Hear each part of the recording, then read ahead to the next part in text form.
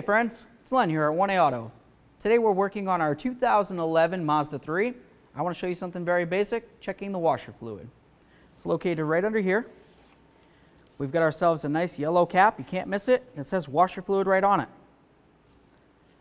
To add to it, you just pull up on this, lift this right up and out of the way. And now you can add whichever type of washer fluid you like to add. They sell all different types. They got, ones that are great for bugs. They got ones that are great for wintertime, summertime. They got something special for everybody, even, special colors. Anyway, we'll go ahead and put this cap back on once it's full.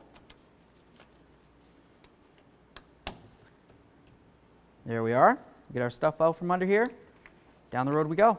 Thanks for watching. Visit 1aauto.com, your place for DIY auto repairs, for great parts, great service, and more content.